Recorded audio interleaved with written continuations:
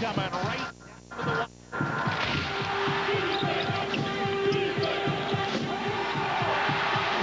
3 seconds to go. Unis for the win. Good. Oh my God. For the win.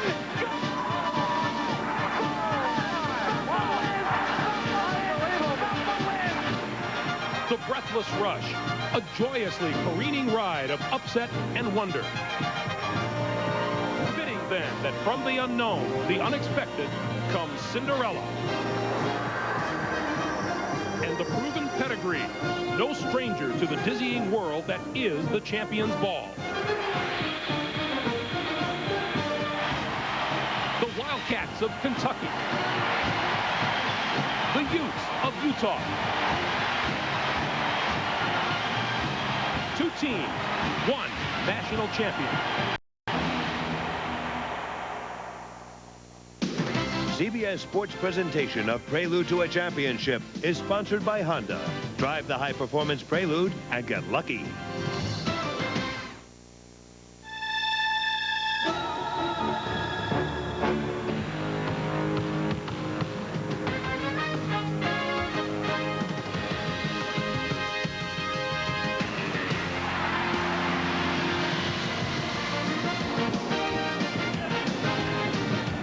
Deep in the heart of Texas, where everything is big, including the dreams. And tonight, under the roof of San Antonio's Alamodome, either Utah or Kentucky will realize college basketball's biggest dream, the national championship. Here inside the dome, the colors are Utah red and Kentucky blue, accompanied by the sounds of college basketball, the brass and drums, the cheers and fight songs, an electric atmosphere filled with anticipation. The Utes are the new kids in town, and they stampeded into tonight's game by rolling over 2 #1 seeds, defending national champion Arizona and perennial power North Carolina. The Kentucky Wildcats are old hands at this. They're making their 3rd straight appearance in the championship game, having knocked off Duke, a #1 seed, and Stanford along the trail. Good evening, everyone. I'm Greg Gumbel. Welcome to Prelude to a Championship. In tonight's title game, Utah seeks its first national championship since 1944. And if the Utes win tonight, they will have defeated in succession the 2 winningest programs in college basketball history, Kentucky and North Carolina. Meanwhile, no team has won more NCAA tournament games than the Wildcats, who own 6 national championships. Tip time is 9:18 Eastern Time, and the winners will put this trophy into their saddlebags and head off into the sunset. I'm joined once again by the usual suspects, Clark Kellogg and Coach Dean Smith. And Coach, you know, this whole thing that happens, rebounding and defense, the hallmarks of these 2 teams. What about a matchup we can look forward to tonight? I really think the key matchup is inside.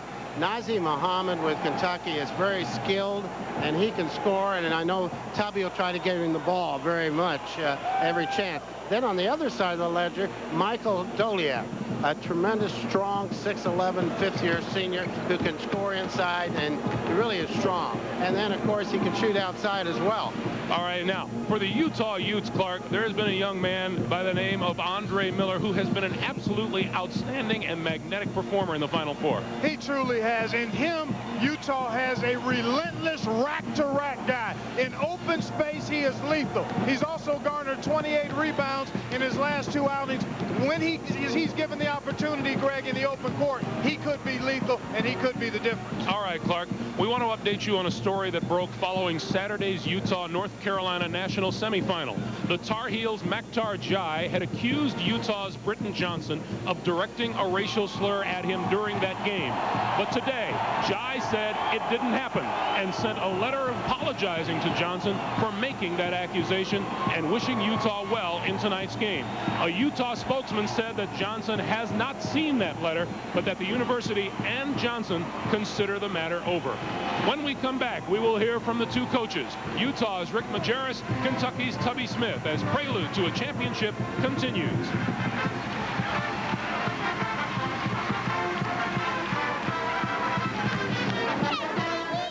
Of a pivotal battle for Texas independence, now an enduring symbol of the anything is possible Texas pride. But there's no one there tonight because they're all in here as we welcome you back to Prelude to a Championship.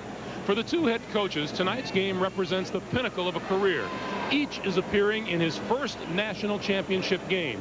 They arrived here a short while ago and spoke with us, beginning with Utah head coach Rick Majerus, who talked with Armin Katayan. Rick, the name of the game for your team is defense. Will you mix in any surprises tonight with the basic hard-nosed man-to-man? No, not really. We're basically a man-to-man team, and you guys have given this triangling tool a life of its own. We might play it for a possession or two, but, you know, if we're going to win this game tonight, we've got to get back in transition, get a hand up on the shots, block out, because that's what got us here. This is possibly the biggest pregame speech of your life and also the biggest game of your life. What do you tell the kids in the locker room?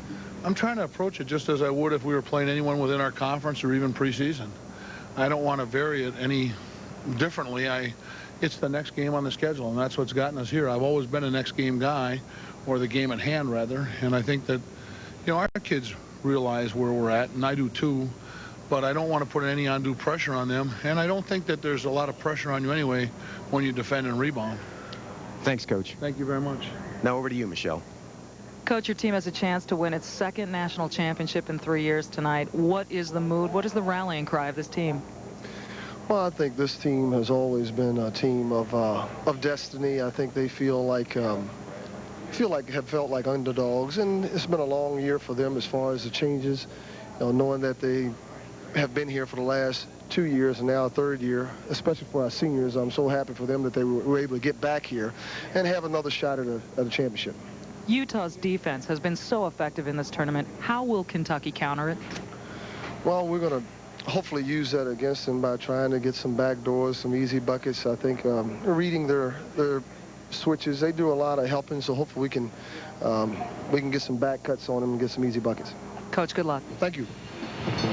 Rick Majerus and Tubby Smith, and prelude to a championship will continue in just a moment.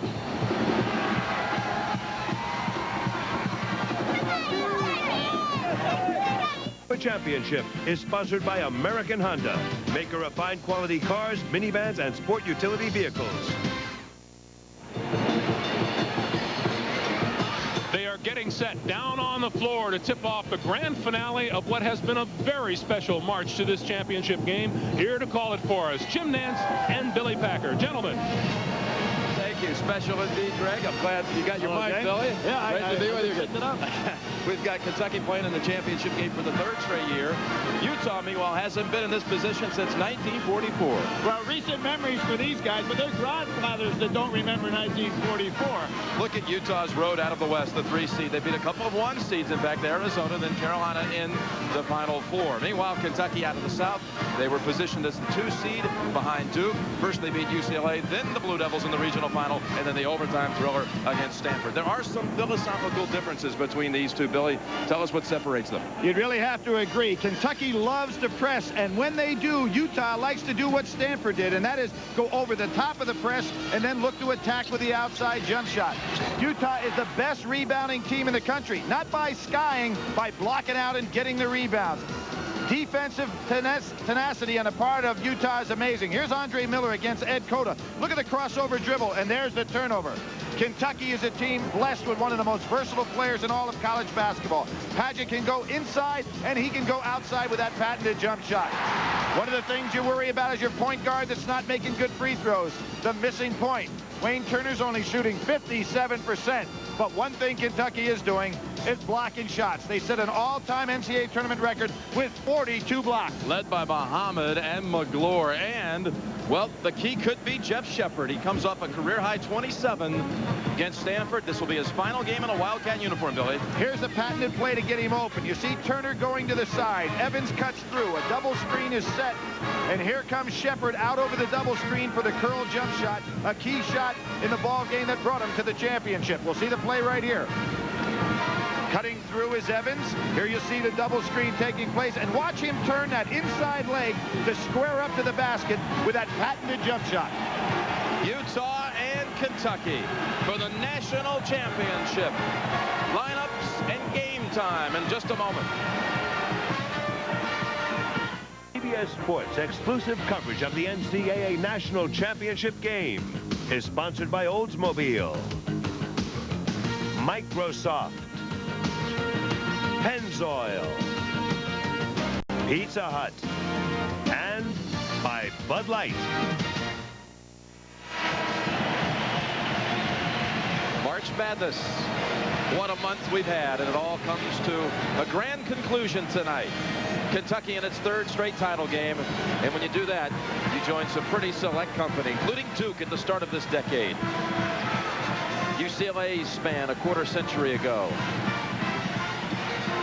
Well, for the final time as the public address announcer at the Final Four, the legendary voice of the Southwest, Frank Fallon, with the lineups. Good evening, ladies and gentlemen, and welcome to the Alamodome in San Antonio for tonight's national championship game between the Utes of the University of Utah and the Wildcats of the University of Kentucky. Now let's meet the starting lineups. At forward for Utah, a 6'10 sophomore from Helsinki, Finland, number 13, Hannu Metala.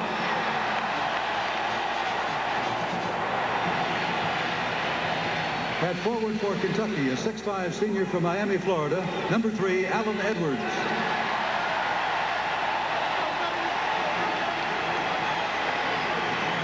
At forward for Utah, a 6'7 sophomore from Centerville, Utah, number 50, Alex Jensen.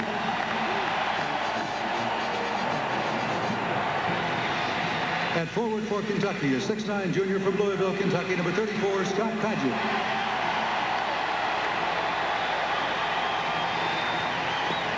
At center for Utah, a 6'11 senior from Portland, Oregon, number 51, Michael Doliak. At center for Kentucky, a 6'10 junior from Chicago, Illinois, number 13, Nazi Mohammed.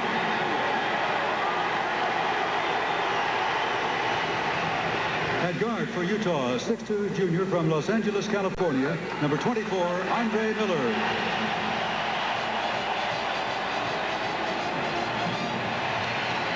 At guard for Kentucky, a 6'2 junior from Boston, Massachusetts, number 5, Wayne Turner. At guard for Utah, 6'5 senior from Tooele, Utah, number 34, Drew Henson. At guard for Kentucky, a 6'3 senior from Peachtree City, Georgia, number 15, Jeff Shepard. And introducing the head coaches for Utah in his 14th year, Rick Majerus. For Kentucky in his 7th year, Tubby Smith. Tubby Smith, hired last May the 12th. All right, Billy, let's go through the Packer pointers for the championship game. All right, Jimmy, these teams do have some contrast, but here's some keys. Block out and board. The #1 rebounding team in the country is Utah. Kentucky actually has a negative rebounding situation in the tournament, 1.8. So advantage Utah going in. Point, counterpoint, 2 great point guards. Wayne Turner, 31 minutes, 29 assists, 9 turnovers, 10 points a game. And, of course, for Miller, 16 points, 7-8 rebounds, 7.5 assists in 36 minutes. A real key matchup right there. And, of course, inside, you have Michael Doliak, 30 minutes a game, 16 points a game, going up against Nazi Mohammed and Jamal McClure. They average 17.2 and 11.7 together. Who's going to control the paint? And the unknown soldier. Jim, we've seen so many times lately a guy step up. Toby Bailey, Ron Mercer. Can it be a Cameron Mills or an Evans or a Britton Johnson tonight? The unknown soldier could prove to be the key guy.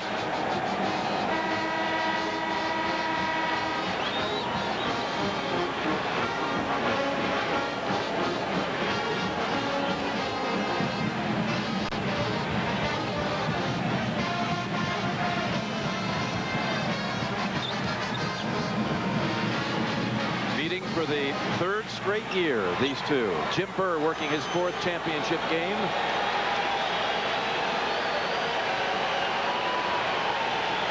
Gray and Sanzier their first.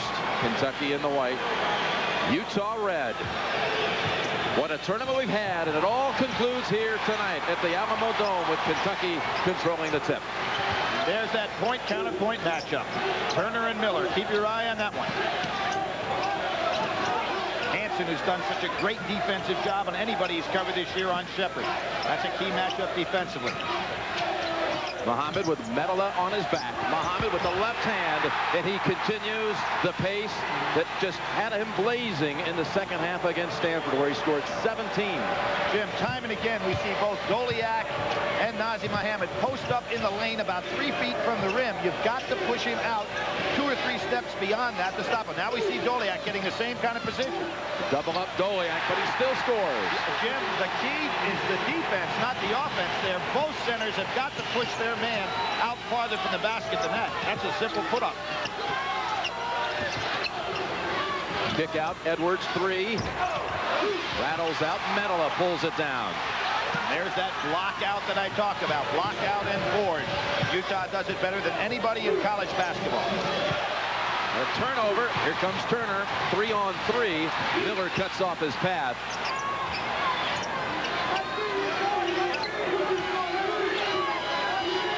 Defensive statistics by both of these teams in the tournament have been awesome. Utah holding people to 38%, Kentucky to 36%. So it doesn't seem like we're going to have a high-scoring game. Padgett gets away for the lay-in. Good reverse dribble. A Utah team that held Arizona, the defending champs, 40 points below its average. It's allowed only 70 points twice this season by the opponent. Metola passes up the 3, steps in over Padgett to tie it back at 4. Seen a lot more scoring and better offensive shots than I expected, Jim, for 10 minutes, much less for just a minute and a half. Edwards. Mohammed gets away, tips it up. Good job by Nazim Mohammed. But Hansen on the floor, calling for a timeout. No. That's a tie-up situation. The arrow belongs to Utah. Jim, I'm going to go back to the Duke game. A lot of coaches do not like to see you call a timeout just to save a possession, certainly not early in the game. Utah in the first half allowing only 25 points a game in this tournament and leading by an average of 9 points at halftime during the March stretch. Just getting organized there as to the arrow. Arrow favored Utah, so consequently in that held ball situation, Utah takes possession. This allows Kentucky to set up their vaulted press. Notice how Utah is using a big man to come back and catch the inbounds pass, freeing up Miller. Gets 2 seconds to get it across. Okay. Miller penetrates. Steal from behind by pushes it out right under the arms of Shepard. Miller with 2 early turnovers, Jim. Shepard driving. Beautiful move by Jeff Shepard. Great recognition by Shepard. He realizes they're playing him to shoot the jump shot, so he comes out on that curl move that he uses, pump fakes, and puts the ball on the floor. Metola gets a screen from Jensen. Doesn't take the 3, though. He has the bounce pass in, but the Doliak doesn't take advantage of it. Miller posting up Edwards. Loses control of it for a third time. The triple-double man has triple, but in the wrong area for Rick Majerus with 3 turnovers. Padgett too strong on the 3. Metola. He loses. Shepard stripped it away. This is not the efficiency that Rick Majerus likes to see. He likes to play half court at a time. His team is normally very efficient. Mohammed gets free for his second basket. Rick Majerus can't let his team go much longer without getting a little bit better offensive sets in half court. This is not Utah's basketball game. Doliak. Very quick possession. Yeah, Rick Majerus is going to have to call a time here. I know he doesn't want to, but he's got to get his team back into Utah basketball. Kentucky doing just what they want. We're nearing the 16-minute mark. First whistle under it. The timeout. Mohammed, not this time, but Shepard tips it out to keep it alive for Kentucky. Shepard at 6'5", tremendous leaping ability. Normally it's Andre Miller who's the rebounding guard, but Shepard can do it as well. Shepard's jumper had a foot on the line, would have been a 2. Miller, nice spin away move. Now that's coast to coast against a tremendous one-on-one ball defender against a ball handler. He took Turner. That's a palm. Absolutely. A ragged start for the Utes, but they only trail 8-6. 4 turnovers by Utah in the first 8 possessions.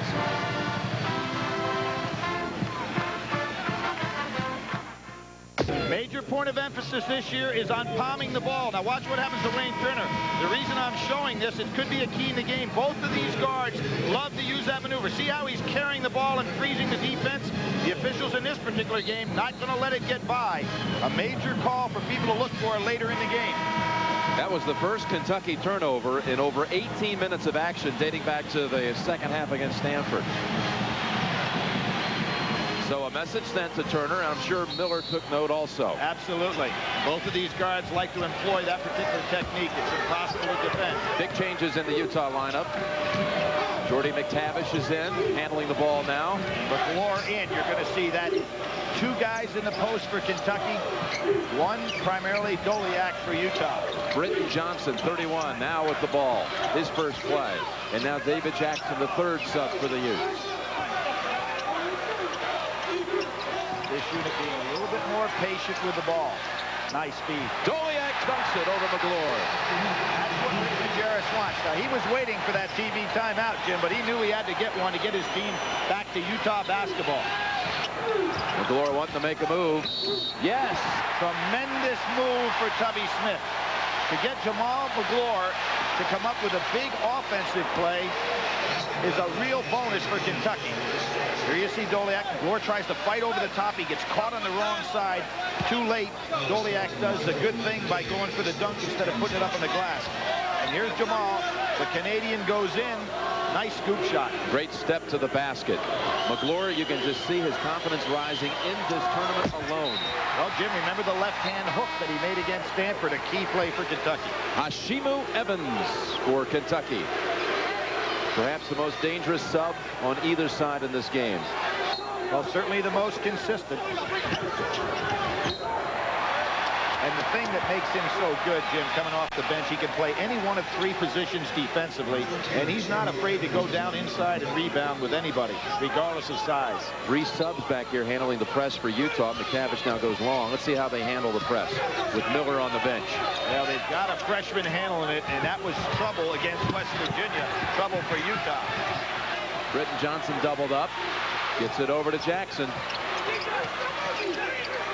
Johnson, freshman, takes the three. Got it. Is he going to be the unknown soldier? He was one of your candidates. Absolutely. The kid doesn't even understand that there's 45,000 out here. Sometimes that happens. He had to sit out the first 11 weeks of college basketball, but he's coming on strong here in the postseason. McTavish with the body, not in the act of shooting. They'll bring in Metala and Miller. Best rebounding teams in the country. Utah 1, Kentucky 2. What does it take to get to the championship game when you start practice next October? Show them this graphic, right? Well, and you know what's interesting, Jim? Probably because Kentucky has played and been so proficient offensively, they have a negative rebounding advantage or disadvantage in the tournament, but they haven't gotten many offensive rebounds because they're scoring so much. Jackson got stuck underneath. Last touch by Kentucky. Wildcats come in with Saul Smith, Cameron Mills. Smith, the freshman, son of the head coach. Cameron Mills, former walk-on and senior who was such a factor in last year's tournament. Kentucky, as an example, was out-rebounded by Stanford 45-40, but still won the basketball game. On the line.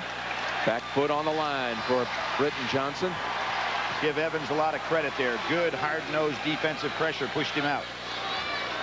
Said hard-nosed, it looked like Evans has got a little hard nose there. He's got the bandage right over the top of his nose. He's got the or is that thing strip? Yeah. Well, he's battling allergies down here. Allergic to pollen. Been acting up on him in San Antonio. So that's why he's donning the strip.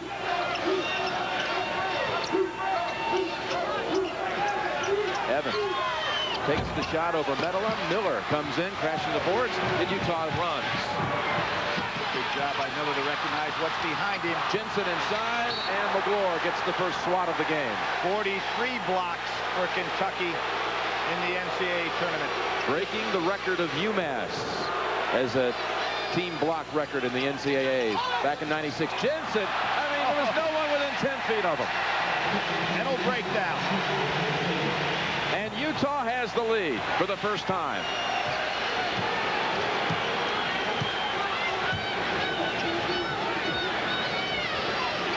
the curl move.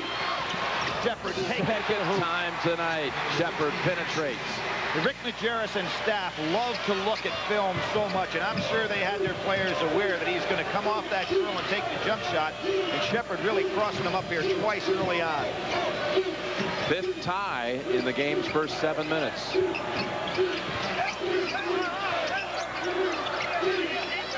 Here's where Utah's a lot like Princeton in terms of philosophy. Half court. They just make you work so hard defensively.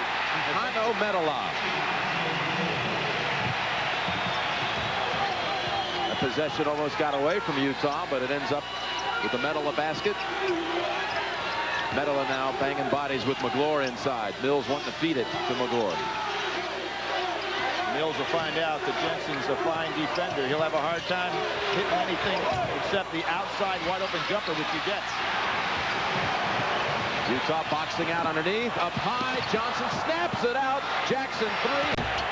And Medela crashes the board for the putback. That was some save, though, by Britton Johnson to get that ball back into play. Absolutely, Jim. The presence of mind not only to catch the ball, but to make the feed while in the air. And a turnover. No, it's a solid screen. Defensive foul on Evans, trying to free up Shepard.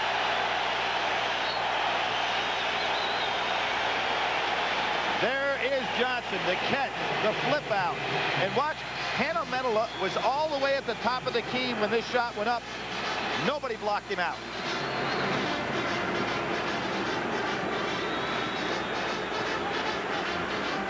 Interesting play. See where Medela is on the pass. Miller throws.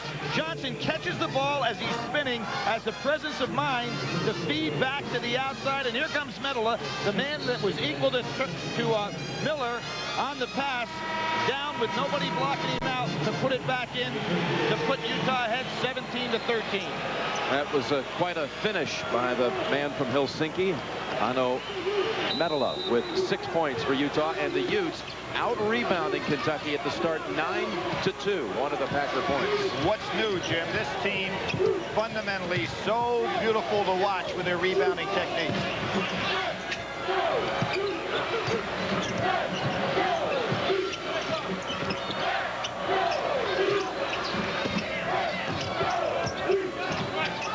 Good pump fake. Medela, little force that time, but got it back. Muhammad with the block. Evans out of bounds. Utah ball. Jim, yesterday I watched the Hoop Summit game in which the 12 top international juniors played against 12 top American high school seniors. The international kids won. So Medela is not going to be the last of guys you're going to see in the Final Four coming from international countries. Just terrific basketball action yesterday, and a lot of kids. A kid from Germany by the name of Nowitzki was sensational. Utah beat him once on the inbound play, but not this time. Evans with the theft. Turner, penetration cut off by Miller. Blocked the pass. Quick and Turner, and Kentucky turn it over. Miller leans in, jumper back to the rim. He has a complete green light from Rick Majerus to take that ball the length of the floor. Miller with 37 minutes the other day in the semifinals at the steps. Utah turning it over now for the 7th time in the half. Jim, that's surprising because against North Carolina, they only turned the ball over 9 times the entire basketball game. This is not what Rick Majerus would want. Trace Caton, number 21, comes in for Utah. His brother Ben was a starter on the Utah team last year that made it to the Final 8 before being ousted by Kentucky. Muhammad showing his outside shot. Not his shot, Jim. I can't believe that Kentucky this quickly has gotten away from pounding the ball down inside to Nazr Muhammad. He and McGlure have both scored on Doliak down in low.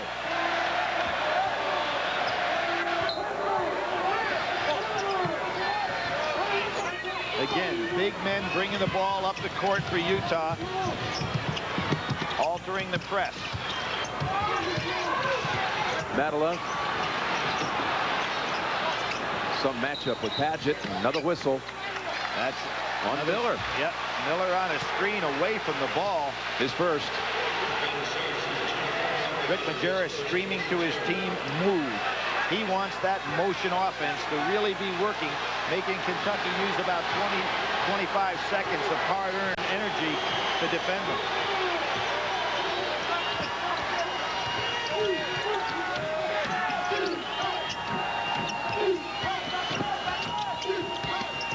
Muhammad makes the move. That shot over Doliak. That's where Kentucky is really effective, getting him down in the low blocks. And here comes Miller again. Uses the body to draw the foul on Muhammad. Miller, who struggled at the line against North Carolina, will shoot 2. Muhammad's first foul. Here we see the ball going down inside. Now that does 2 things. It forces Doliak to have to really work on defense. It also potentially puts him into some foul trouble. And as I said, Kentucky has 2 players that split about 35 minutes in the post. Doliak in the tournament has been playing 30 minutes himself. So Kentucky has to make Doliak work, as they did there. Miller continues to misfire at the line, spilling over from Saturday. But in the tournament, what a stretch he's enjoyed. 28 points in a game against Arkansas, career high. Utah's first ever triple-double in the drubbing of Arizona. 18 points, 14 rebounds, 13 assists, Jim, in that game, and only 3 turnovers. Probably the best single performance in this tournament. The first triple-doubles I know of in the tournament since Magic Johnson did it in the Final Four. Padgett got the shot to drop over the freshman. Yeah, he's just too strong down inside for Johnson. Padgett showing that versatility. He can hang out beyond the arc, or he can post you up. Absolutely. Figures to be one of the stars of college basketball next year. Already is this year. A young man who in '96 was not part of a national championship team on academic probation, but he's battled back both athletically and academically since then. Doliak frees himself with a little move. 6 for the center of the Utes. Jim, both teams be well served to keep pumping that ball down inside in the low blocks, because neither team doing a very good job defending down there. Hansen gets called for a foul trying to stop Shepard coming off the curl. It's amazing for Kentucky what develops when they go to Nazr Mohammed down low. It opens up everybody else outside. Again, easy feed, easy hoop for Nazr, the big Z. I think Doliak's getting a little tired, Jim. He's being asked to help bring the ball up in the press. So far, Tubby Smith, as he has throughout this tournament, brilliantly using his 2 postmen. Overfiring the 3. Doliak follows it up. See, the Doliak story, though, is he has to withstand not only Muhammad, but Muhammad could go out and they bring McClure to bang with it. Absolutely. It's 2 against 1 there. So far, Doliak doing a good job, but he's got to get tired. Muhammad again. Tipped by Padgett. Scott Padgett, who did not make the U.S. 22 and under team last summer, coached by Rick Majerus. They had a rift. Well, he's making up for it tonight, but he's taking advantage of the fact that he's so much stronger than Johnson, pushing him right underneath the basket. Hansen, he can make these. 3-pointer, spins out. Great rebound by Doliak. Draws the foul on Kentucky. Maybe Muhammad. It's on Muhammad, his second.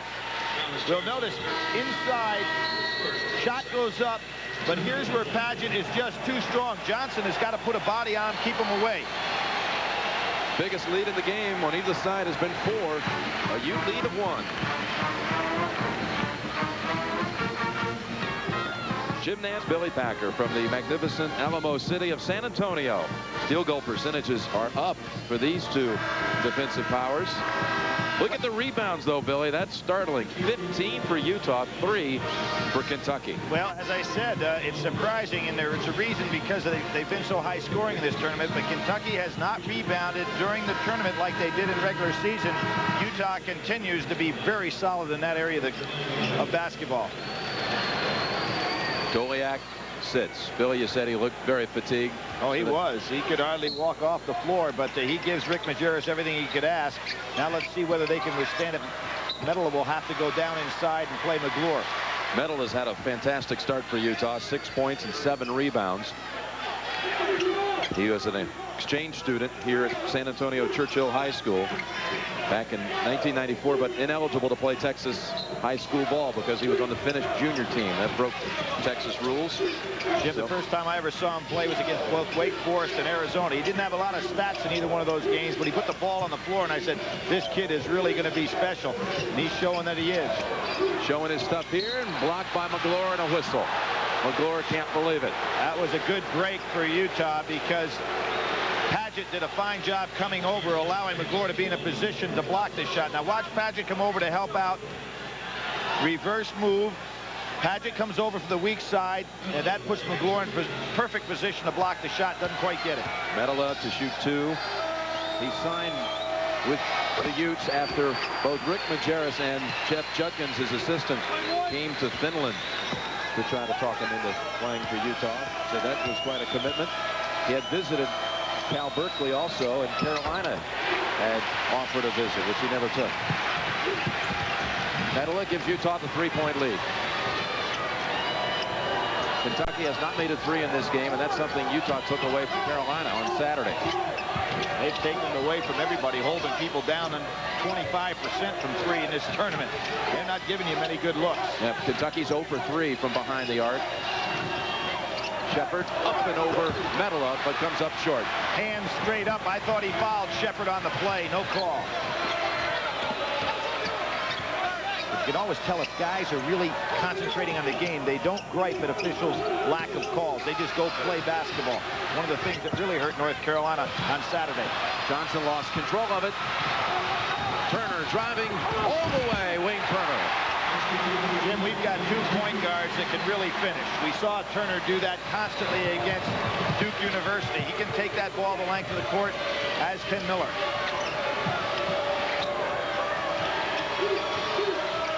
These are important minutes for Utah with Doliak out of the game. A 5-second call and a smart play by Jeff Shepard. Instead of having aggressive defense, he just hung around with him. Here's Turner on the drive. I tell you, if Andre Miller's not careful, he'll get another triple-double here tonight, but the third stat will be turnovers. He's got 5 here in the first half. See, normally you think that defender has to aggressively be guarding it, but all he has to do is be within 6 feet in a guarding position, and that's what happened on that play. Switch off.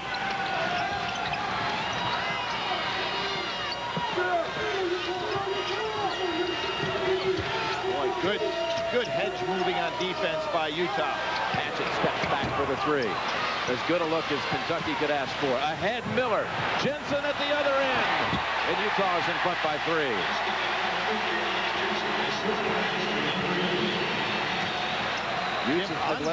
Andre Miller is averaging 7.8 rebounds a game in the NCAA tournament play. We're talking about a point guard averaging almost 8 rebounds a game. That's sensational. 3 rebounds tonight. That average certainly bolstered by the 14 rebound effort against Arizona. Doliak comes back. He got a nice break. Well, you know, he had 14 rebounds against North Carolina. That's not bad either. Padgett's out. Michael Bradley's in, a freshman for Kentucky. Shepard picks up the loose ball. Doliak with the rest and the block out. Gets it. Good smart play by Evans. Don't you got to cut Miller off. The center will take the 3, top of the key. Doliak delivers. And Utah has its biggest lead of the championship game. Give Rick Majerus credit. He knew Doliak was exhausted. Gives him the rest. He has enough to be able to come out there and hit the 3, which he does very well for a big man. Evans lost control of it, and Utah might have some numbers. Well, Jensen will slow it down. Jackson had broken ahead. Miller got the lane. Too strong. Doliak had a good open putback, but misfired. Shepard. Miller forced the steal. Jackson breaks ahead. Doliak the trailer. Oh, against the great shot blocker, Miller goes under McGlure. He is fearless on the break. A Utah run, and the Utes lead by 8.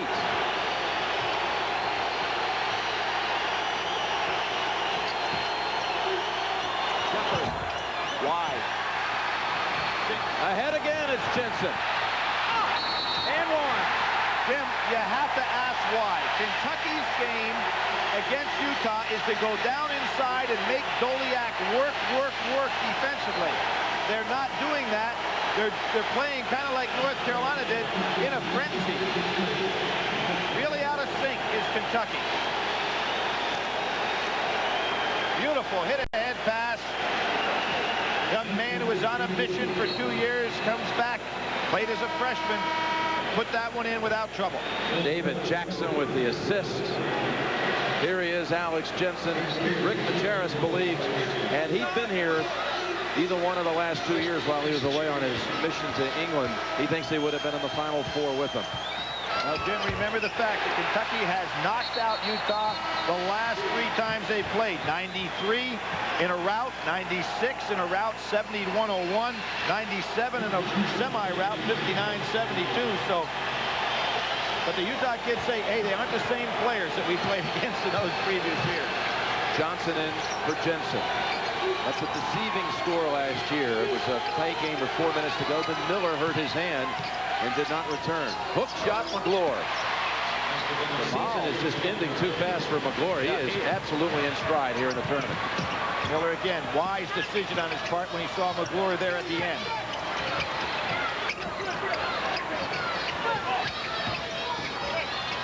On the baseline, a piece of the arm. That'll send Miller to the line. The 2 best rebounding teams in the country, and this is astonishing. Astonishing, Jim, and I'll tell you why. If you're playing against Utah, you want much better shot selection. They block out so well. Kentucky has taken shots before their team was in position to rebound. When you take a bad shot, your own teammates don't think it's going up, so they don't get in position. Really playing into Utah's hands. That foul was on McGlure, his second.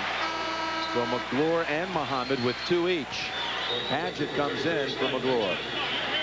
All WAC player, all defensive player in the WAC, the MVP of the West region. Miller just one honor after another.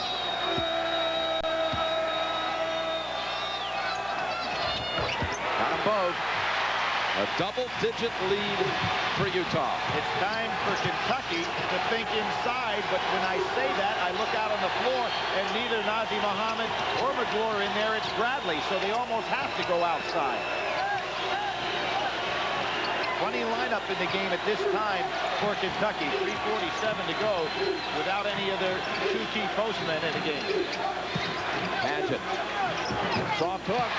And that's the second time Padgett has scored down on the block with the blocks. I'm almost surprised that Doliak doesn't take Padgett. Johnson, 3. A little quick for Utah's liking. Allen Edwards, beautiful drive to the hoop. Edwards has had a tremendous NCAA tournament. 2 brothers that played in the NCAA who never got to a Final Four.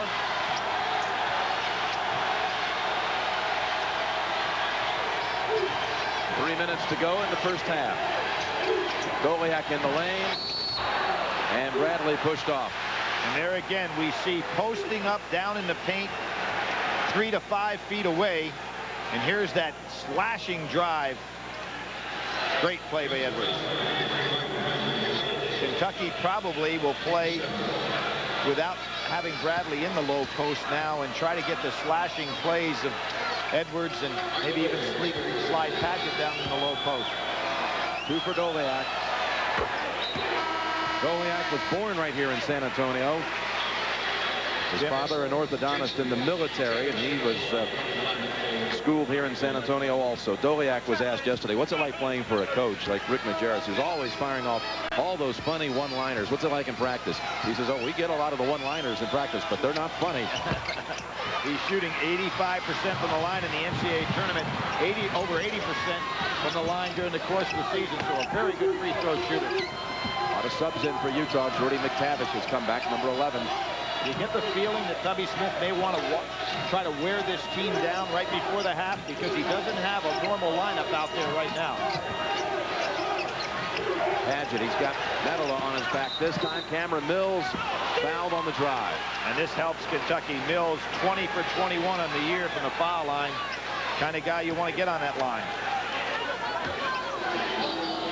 Coming up on Pennzoil at the half, Greg Clark and Coach Smith will have the first half analysis, and we'll be joined by Senator Bill Bradley with his perspective on the tournament. That's all coming up on Pennzoil at the half. Cameron Mills, he was offered a scholarship out of Dunbar High School in Lexington to go to Georgia, but his dream was to go to Kentucky, where his father had played for Adolph Rupp from 69 through 71. And Rick Pitino told him, we can't offer you a scholarship. He says, Coach, if I'm good enough to make the team one day, maybe I'll be good enough to earn a scholarship. And he has. He not only won a scholarship, but he took Kentucky really to the Final Four last year. He's a leading scorer going into the Final Four, was sensational in the SEC tournament. Has been kind of quiet here in this year's NCAA run. Doliak with 12 points leading Utah, and the Utes lead is 6.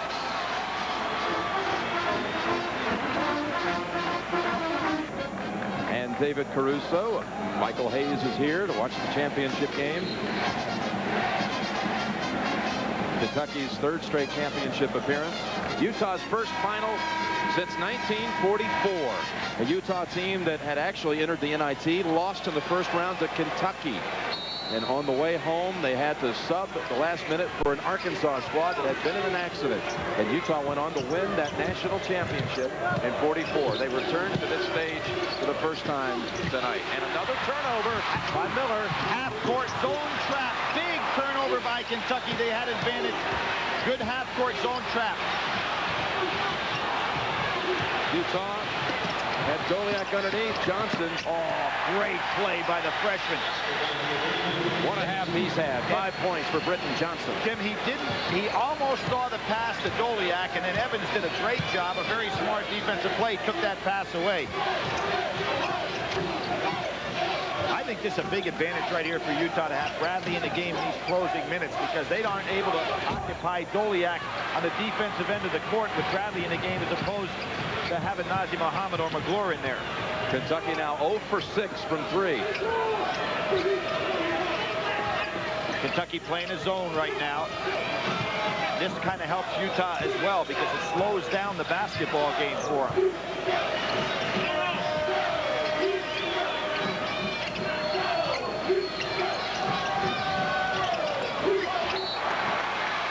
Tipped off.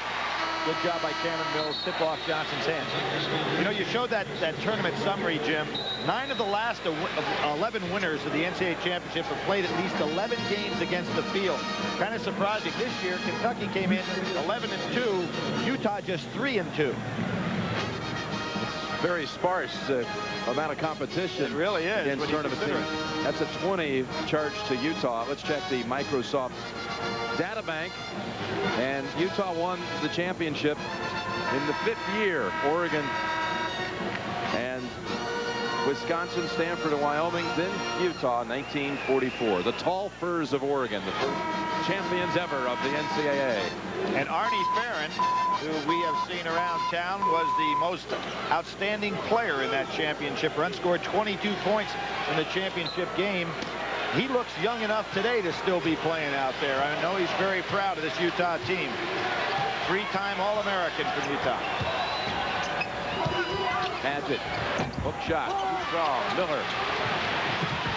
And last touch by Edwards. Boy, I really don't like the lineup that Kentucky has on the floor to go down a stretch. They're trying to do it with defense, but they sure aren't going to occupy Doliak very much. By not having a postman. Under a minute. They're trying to get it with the defensive pressure right here. Being in a zone, that allows Utah to play a pace game. Hansen got Evans to commit, stepped over. That's a 2. Beautiful fake. 10-point lead.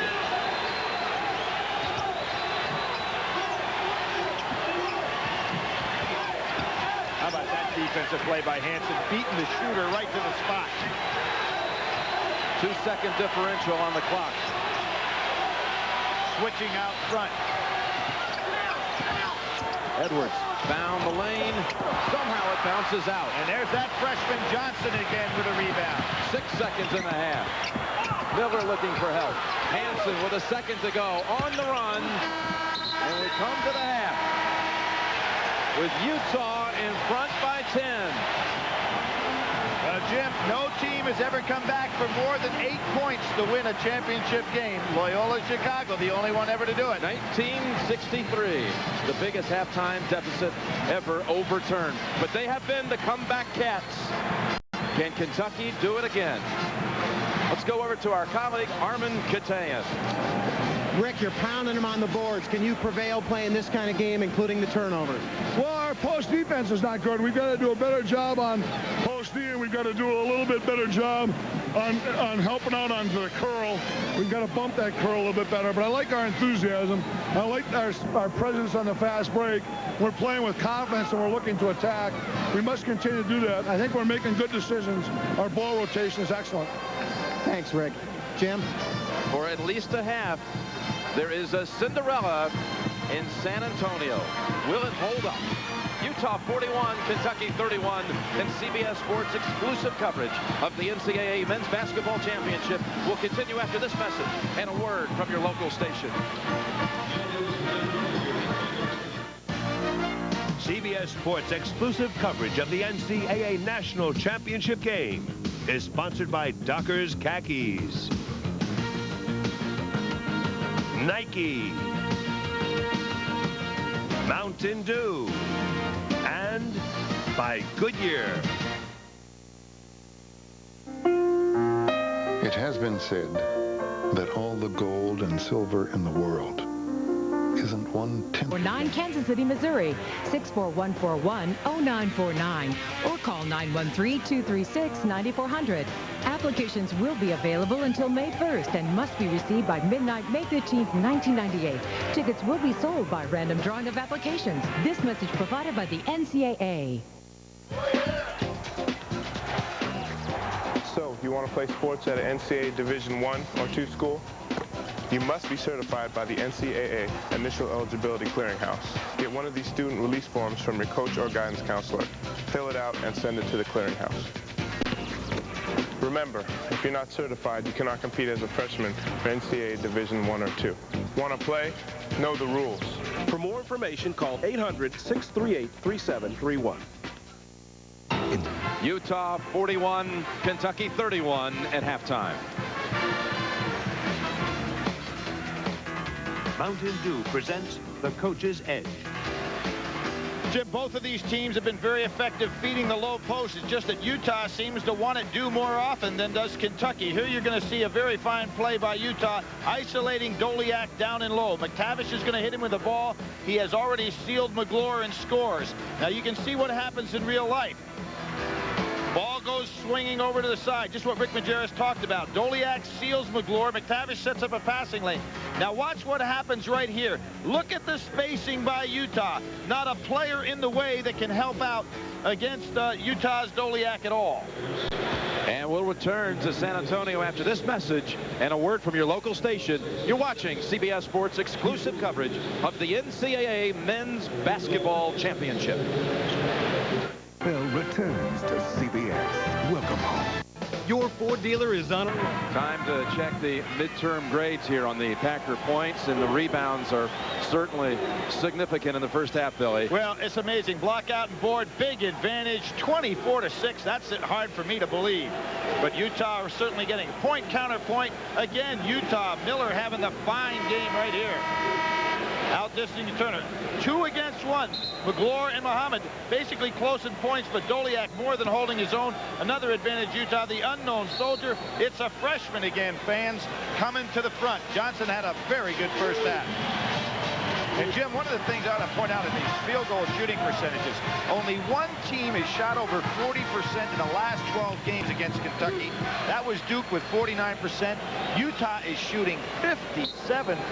That is phenomenal. This will be now the third straight game Kentucky has trailed in the second half, double digits.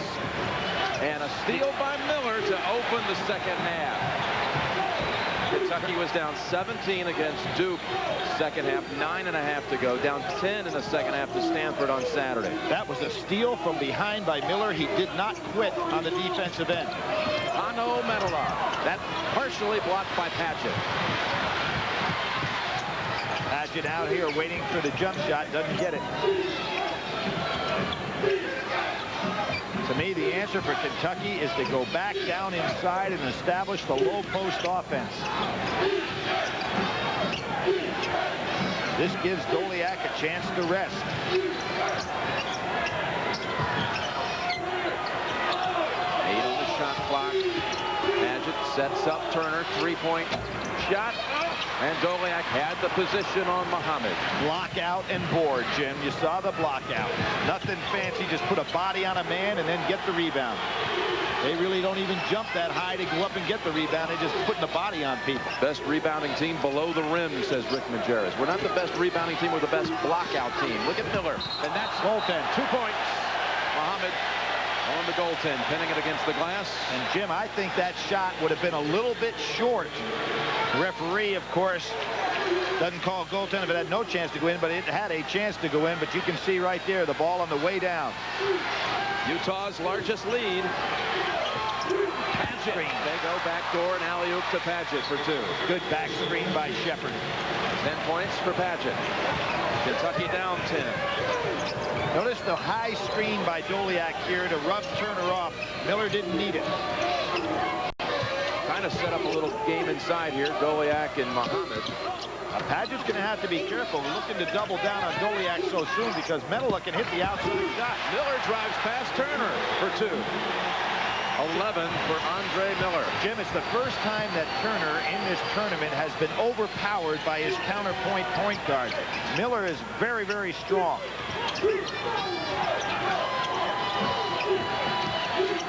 Shepard has a line drive bucket. Terrific shot. He's got great elevation inside on that jump shot. Again, watch Doliak. He sets the screen, so Turner has to lay off Miller because he'll rub him right into the screen.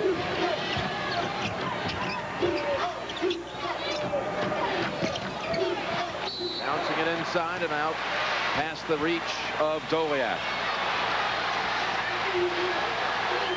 In the first half, Utah committed 12 turnovers to Kentucky's 6, but they beat on the offensive end 9-2.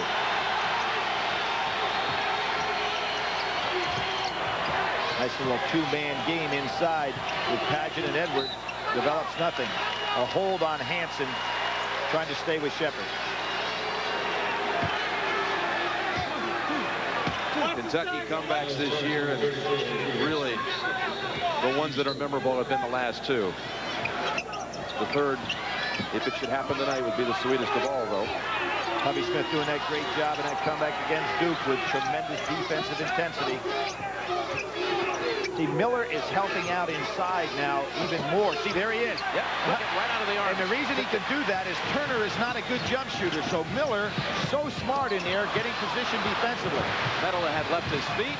Shepard drives past Doliak. And Kentucky's got it under 10. There they go over the top of the press to Miller, and he is so dangerous in the open court. Pin now. Metalah fakes outside, goes inside. And Muhammad has his 3rd. Kentucky got caught in a tough switch situation, and boy, is this a big foul for Tubby Smith. He's going to have to come with McGlure to get Nazr Muhammad out of the ball game with that 3rd foul. Really hurts Kentucky. That was a good move by Metalah. He recognized the switch took place. Padgett was stuck over on Doliak, so he knew he had the bigger man that he could go by on the dribble and took advantage of it.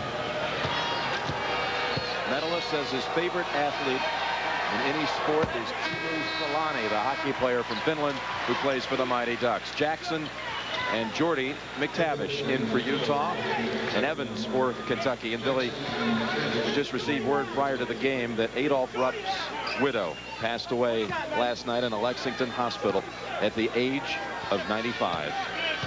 Esther Schmidt Rupp, dead at 95 of natural causes. was with Coach Rupp every step of the way. I talked to Gail Catlett today, the outstanding coach at West Virginia, whose team was beaten by Utah. He was an assistant under Coach Rupp for 1 year, along with Joe B. Hall, who eventually succeeded Coach Rupp. Certainly one of the legends of the game, a Hall of Famer. And 50 years ago, he took his Kentucky team, the great Rupp's fabulous 5, to a national championship in 48 and again in 49. Evans three-pointer, first of the night for Kentucky. Big shot.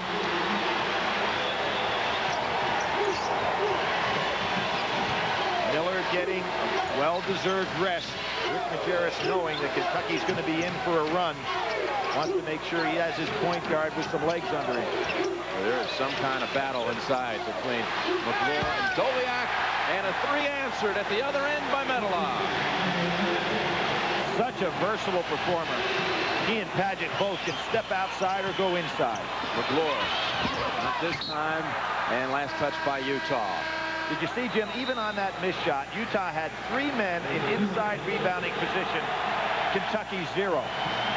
Well, they've gone to the first break of the second half on the same number as halftime. They play it break to break. Still Utah by 10. Here's an excellent offensive maneuver by Kentucky. A clear out to take Doliak away. Solid screen here by Shepard. Padgett goes. Ball goes inside for the lob. Excellent spacing by Kentucky. Perfectly executed play. And you'll see what it looks like from behind. Padgett puts it away. Tubby Smith taking a seat. Once belonged to Adolph Rupp. A sight that many believe they would never see at Kentucky. Adolph Rupp, of course, won in 58, too. We mentioned 48, which is 50 years ago. He won in 58, which is 30 years ago. Or 40 years ago, excuse me. With what he called the Fiddlin' 5 team. Away from the ball, the whistle on Jackson of Utah. Just the first foul of the second half against Utah. McClure is going to have to play a little bit more minutes now in this stretch, Jim, than Tubby Smith would have liked. But he's got to remember that Nazr Mohammed's got the 3, and Evans hits his second 3. So Hashimu Evans is the only Wildcat to be able to hit beyond the arc.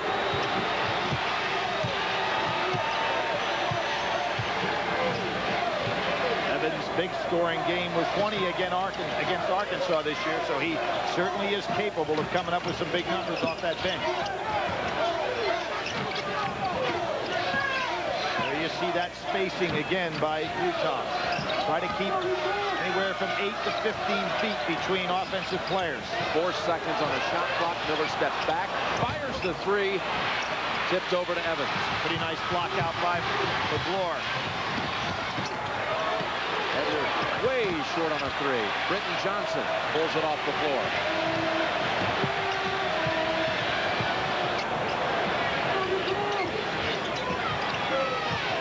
This is an interesting matchup here. Shepard with more size now than what Miller is used to seeing.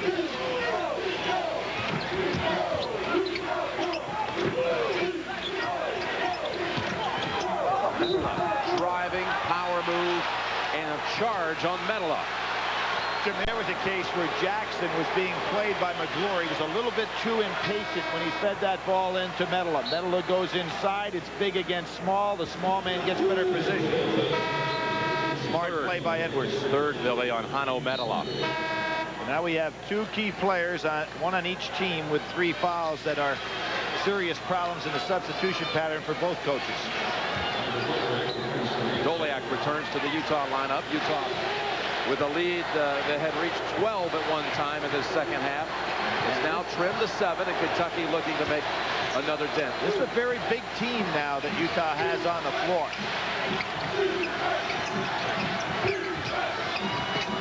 Evans, what a half. Oh, boy. Given this team. The unknown soldiers. We had Johnson in the first half. We have Evans in the second. Making a big difference. Down to 5.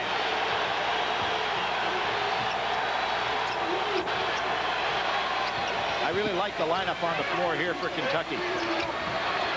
Johnson underneath. And a travel. Tubby Smith has got a lineup on the floor that's got some serious problems, and Rick Majerus recognizes it too. He's got to make some adjustments. A 20 called by Utah.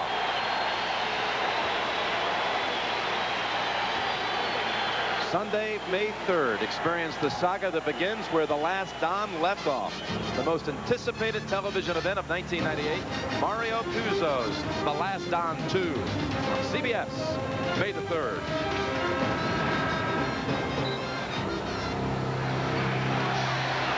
Billy, I mentioned it a moment ago, a lot of attention before the season about Kentucky with a black head coach and the evolution of Kentucky basketball, where 32 years ago, Kentucky, an all-white Kentucky team, lost to Texas Western in the national championship game. A Texas Western team that got in the final game by beating Utah. There's Donna. We hear so much about racial divisiveness. What a nice story, though, about racial harmony in Kentucky.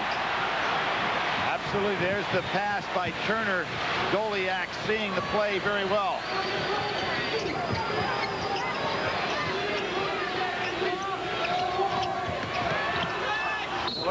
And wow! It looked like it just crawled up and over the rim. He beat Shepard on the drive baseline. Shepard's got about an inch and a half on him, and not only does he beat Shepard, see it right here, turning that shoulder in, then he goes over Paget and gets the roll. Sensational play.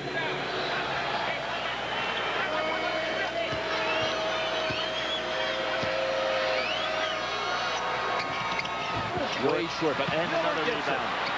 Floater, and somehow that one bounces out. And gets another rebound. And then Wisely pulls it back out the setup. Trying to make it a 4-point trip for Utah. This is the best matchup I've seen on the floor for Kentucky in a while to play against this Utah team. I think they can make a real run here. And runs they've made. 17-0 Duke at 20-5 UCLA. 19-0 against St. Louis. Britton Johnson for Medela. You remember Medela with 3 fouls. Rick Majerus kind of lucky there that he didn't pick up a cheap one.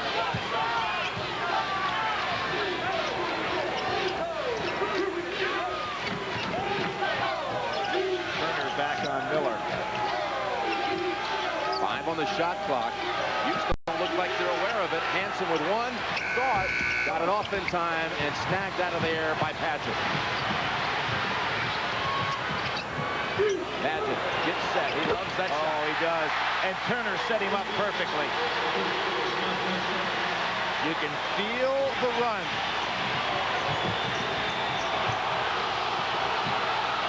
Open is Johnson. McClure. Oh, what a great job of shielding with the body by the freshman, Britton Johnson.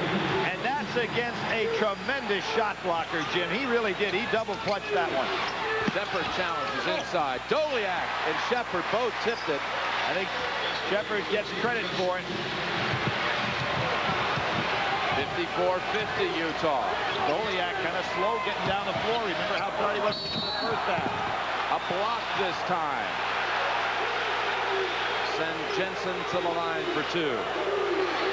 Boy, take a look at Jensen's uniform, Jim. It is soaked through. The t-shirt is soaked through. The uniform jersey is soaked through. He is playing so hard. So Alex Jensen, sophomore from Centerville, Utah. Did his mission in England for 2 years in both 96 and 97. Majerus called him his favorite freshman he ever coached. But he also says he left on his mission. He was a sleek greyhound as a player, and he came back as the Michelin Man. He gained 50 pounds, and really it's taken all season, we talk about the perspiration here, for him to get back to the player he was 2 years ago. We've reached another break. The Ute lead 6. Exclusive coverage of the NCAA National Championship game is sponsored by Genuine Chevrolet, Gillette Sensor XL, Budweiser, And by Metro Goldwyn Mayer's Species 2. Tubby was a Kentucky assistant back in 90 and 91 for Rick Pitino, and he was the only man that C.M. Newton desired when Pitino went on to the Celtics. He was the choice all along.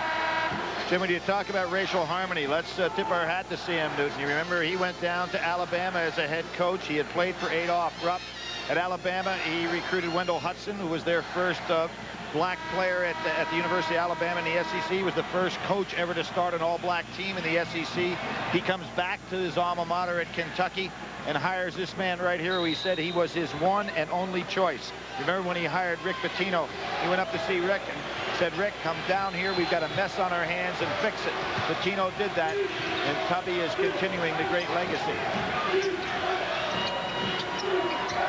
Turner foul on the shot, and Turner, who struggles at the line, will shoot two.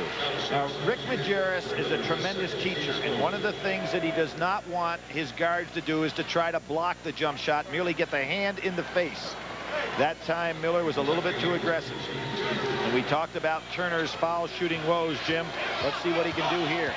Kentucky averages 24 free throw attempts in each tournament game. That's only their fourth, and the next one will be their fifth attempt. It's a similar thing to what Utah did against North Carolina when they just kept the Tar Heels off. Tar Heels only made 2 free throws in that semifinal game. And that is one of the things that North Carolina had done so well all year long, is get to that free throw line. And 1 of 2, which right about where Turner shoots, 56% in the tournament. 56-51 Utah, 11:15 remaining. And again, you'll see if Doliak comes back to set the solid screen. They want him down in the low blocks.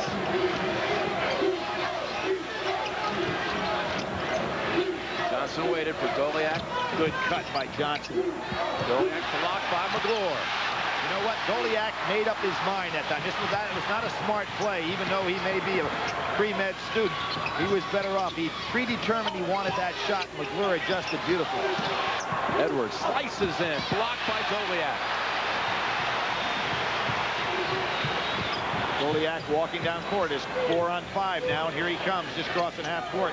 Big guy's getting a little tired again, as he was at the end of the first half. Can they feed him, though? Comes back over McGlure and goes to the line. In the pregame, we talked about Kentucky erasing shots, 3 blocks on the night. And the last one, previous trip.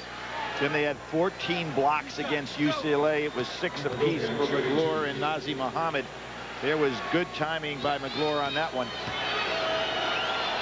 You notice the facial hair on Doliak. How about this?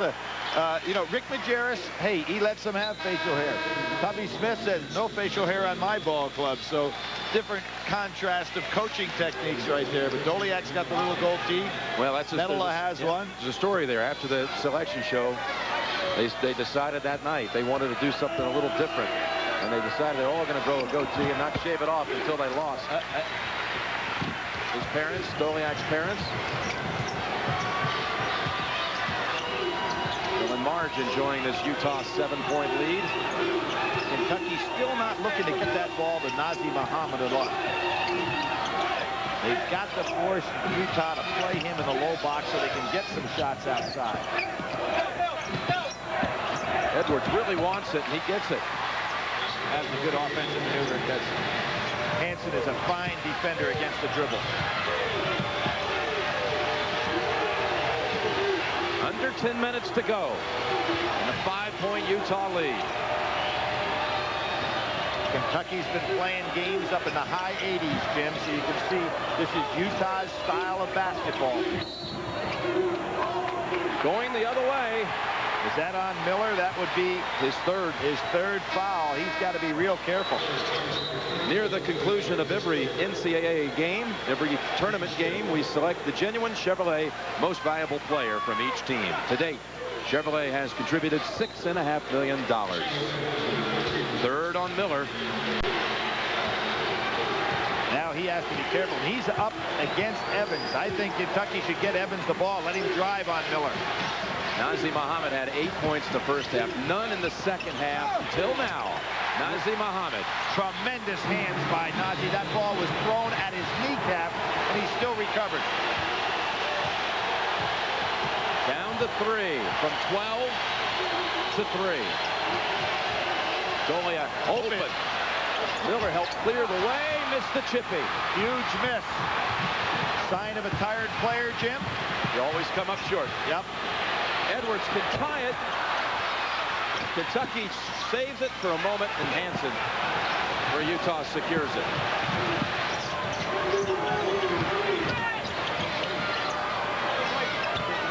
Miller posting up inside, fearless in there. Left hand, had to go with the left hand, but the much taller player on his back. How about this one and done for Utah of late? Kentucky much fresher here.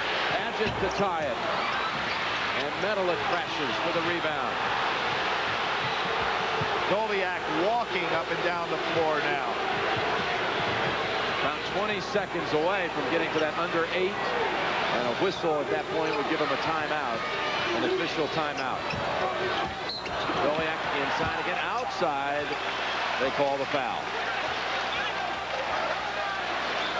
Ball hits out to the side. Look at Shepard going after it. Takes his spot in press row.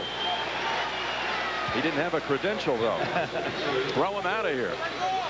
The fourth on Nazim Muhammad.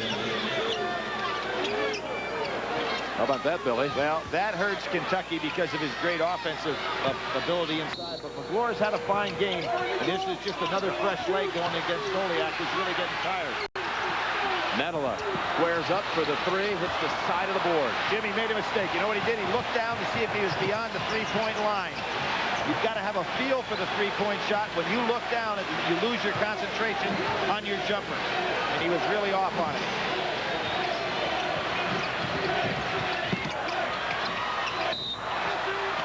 Jensen with the push-off from Utah. His first. There is no comparison between which team is fresher right now, Kentucky or Utah. Utah is really physically whipped. Kentucky's wearing them down and bearing down on the Utes. Rick Majerus has been brilliant in this tournament, maybe the single best coaching performance of the 90s with his win over Arizona.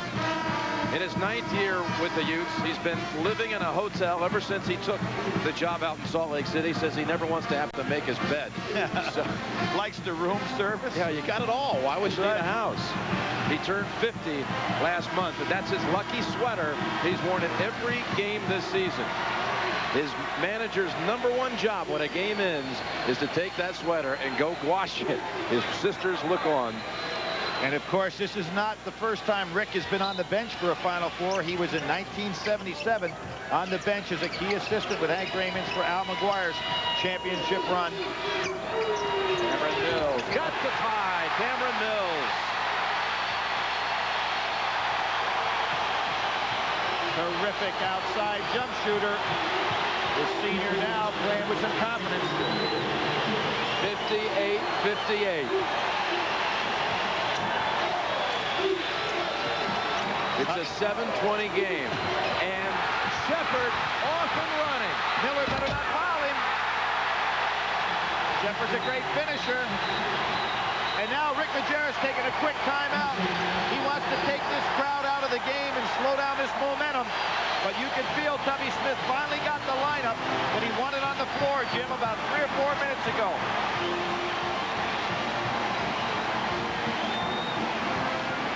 Cameron Mills. Ball goes inside. Miller thinks he's going to help, but Miller should never have given up on Cameron Mills, a great outside shooter. And he did a wise thing here, not following Shepard, because that would have been his 4th. Shepard had a dunk identical to this in the 96 title game victory over Syracuse.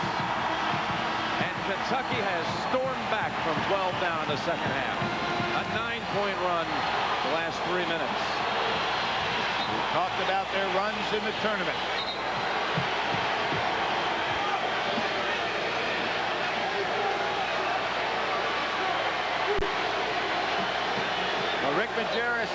Jimmy, that the NCAA tournament's been fine except when they run into Kentucky, and right now they're running into a Kentucky run. Kentucky's first lead since 11-8. For Utah right now, you just want to be patient.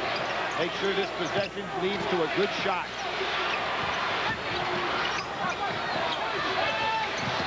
Medela drives, whistle, push off. Medela to shoot two. Medela has really played outstanding basketball, an all-WAC performer. Now, Jim, one thing interesting about this Utah team, a very young team, but interestingly, it could kind of fall apart in a hurry.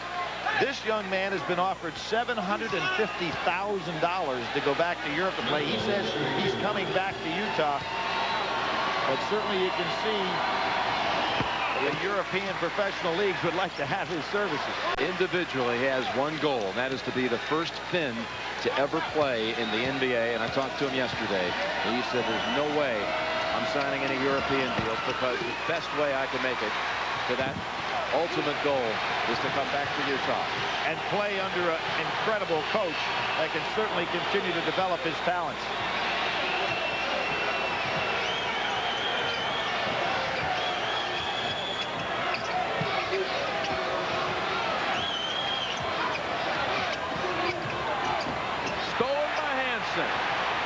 Shepard should not get down on that baseline unless he thinks he can finish the play. Shepard went for the steal. Miller takes it. It spins it off the glass.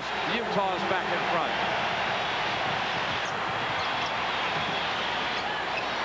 Shepard kicks it out. Padgett. He loves that shot. Too nice strong. Release. Ball on the floor, and it's Hansen again.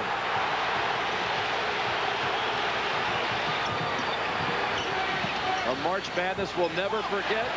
And a game to remember as Jensen puts the Utes up now with a basket inside by the count of 64-60. And now Tubby goes timeout. These two coaches are using everything that they can to stop and start momentum. Changing lineup, calling timeout, orchestrating the offense.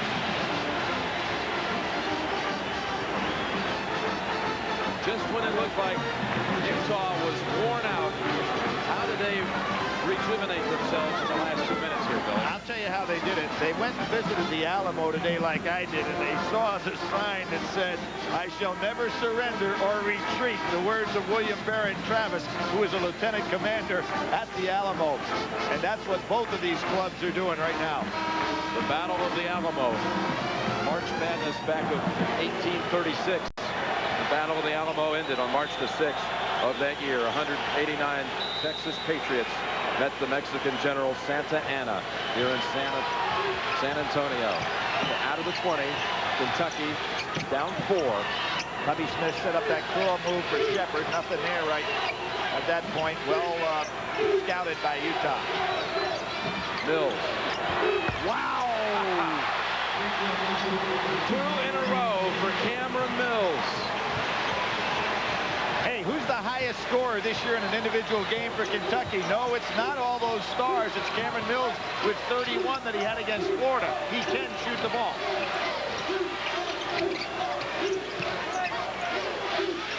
Goliath. Book over McGore. Turner comes in for the rebound. Kentucky can regain the lead. Bounce pass Shepard. Pulls up. Kentucky does in fact lead 65-64.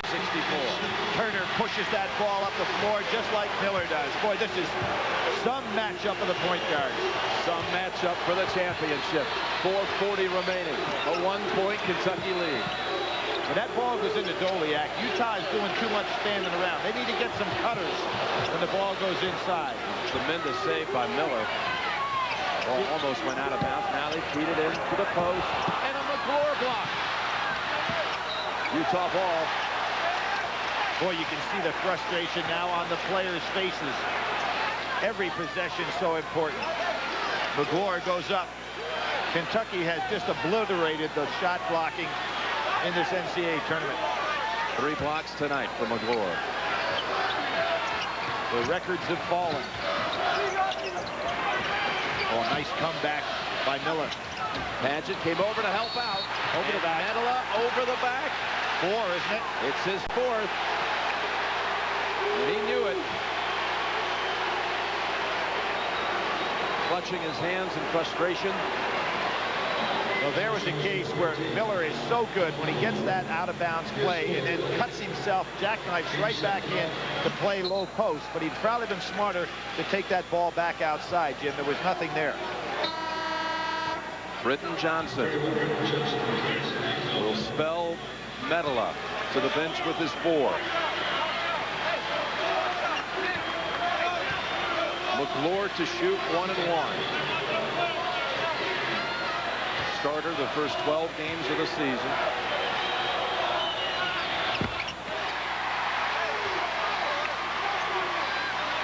Young man having a fine game on both ends of the floor, and he's had to because Nazr Mohammed was in foul trouble in the first half and is also here in the second half. Tubby Smith signaling if he makes what defensive press he wants. That's a big make, and it helps the press set up. Kentucky backs off. The press, 67-64 Cats.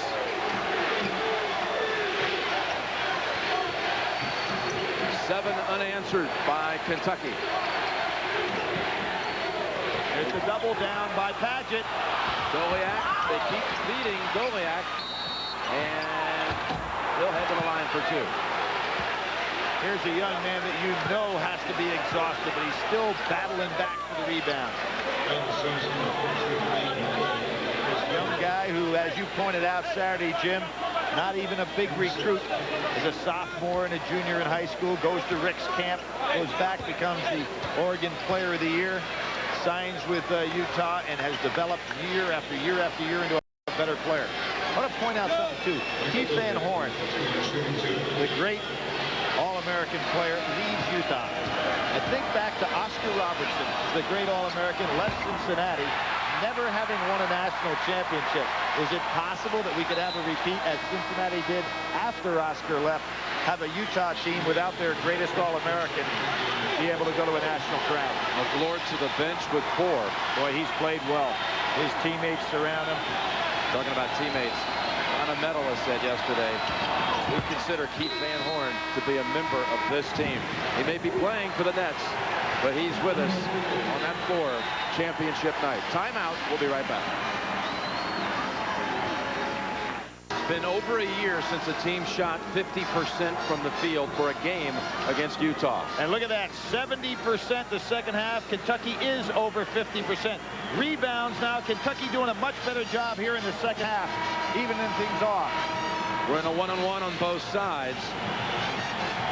Each team with 2 full timeouts, and that arrow which proved so critical in the Stanford-Kentucky game Saturday, the arrow belongs to Utah at the moment. Jim, expect Utah to go inside now with Nazr Mohammed and McClure both out of there. Doliak with these 2 timeouts, probably fresh enough to handle the ball in the low post.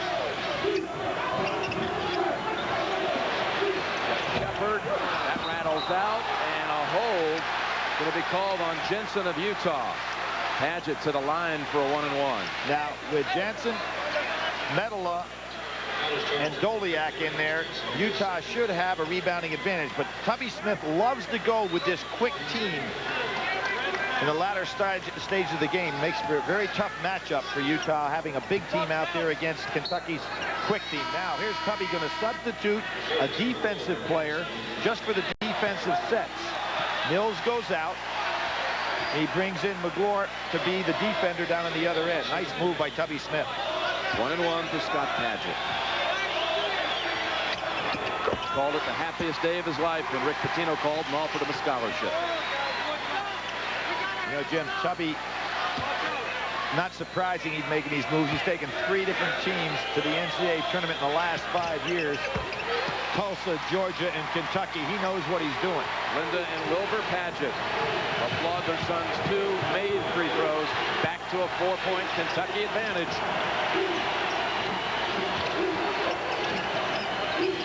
See how successful that move was as it puts Doliak with McClure down. There's a switch now, so Padgett is on Doliak. And Miller blows by Evans. Too strong on the layup. Well, they've had some shots close in that they haven't been able to convert. Well, that quick Kentucky team really got to the glass well on that play. setting a double high screen. Here comes Shepard out. That's Miller. 4 on Miller. And he went for the steal. It cost him. Let's check out the CBS Sports Line stat of the game. Bench points. Kentucky with 23. That includes the efforts of Mills with 8 and Evans with 8. For a complete wrap-up of the men's college basketball tournament, go to the keyword CBS Sports Line on America Online. 1-1 Turner. Huge MVP of the South region, MVP of the SEC tournament. Young man's had a great 3 weeks. Mills, whose 2 big jump shots really set this comeback alive.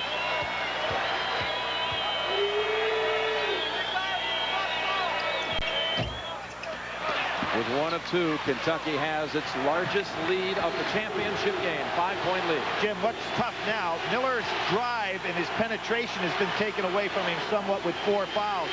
So he has to worry about both ends here. Medela, 3-pointer. Utah just can't hit. And there's that bench man again. Evans coming off. Utah has gone over 3 minutes without a field goal, missing its last 6 shots. And there is Miller trying to handle Turner. Turner should put the ball on the floor and try to go by him. He's got 4 fouls. See if he tries it. There he goes. Medela picks him up. Medela rejects. That was a good switch. Shepard, 2 on the shot clock, has to take it. And Hansen underneath. They're going to have him inbound it because the horn sounded for the shot clock violation. The crowd is so loud here that nobody was able to hear it. Under 2 minutes to play. Jim, you've got in excess of 40-some thousand here. The first Final Four had 5,500 in the stand. So a little bit different. And we could have had a lot more that just, that's all you can squeeze into here. Pageant on the switch.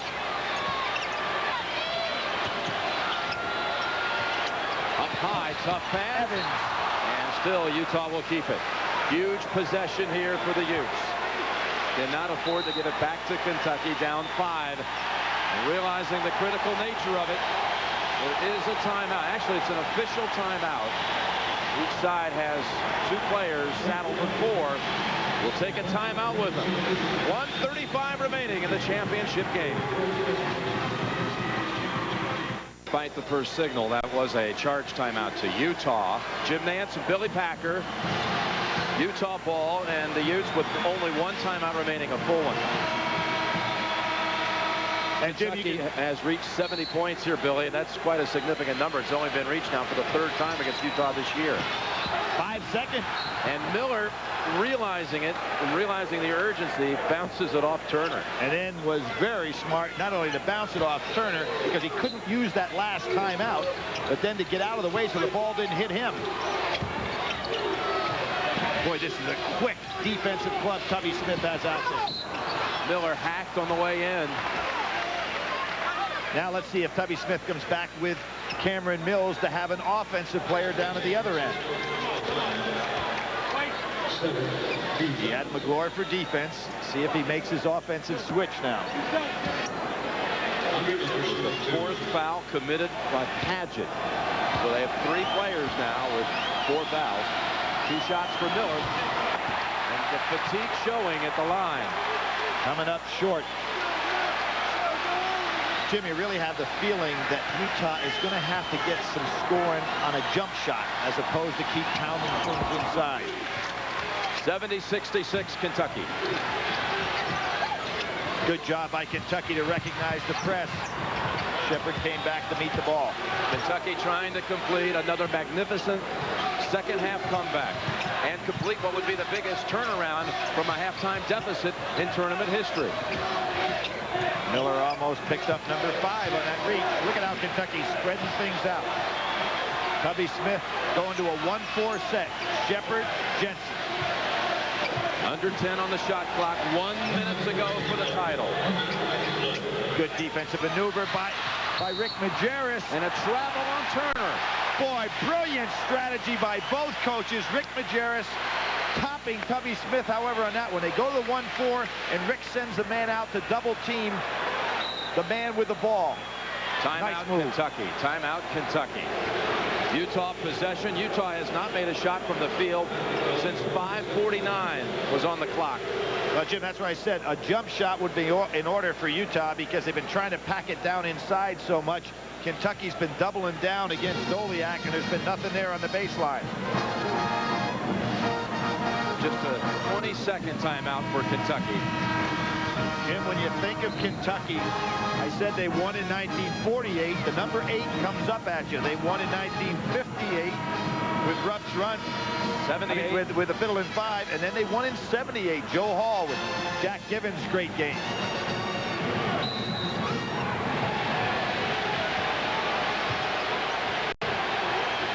Is there a jump shooter in the house? Kentucky goes to his zone. Blocked by Evans. And he's off and running. Evans had to come back for it. What a block by Hashimu Evans. Tipped out of bounds by Hansen. Kentucky ball.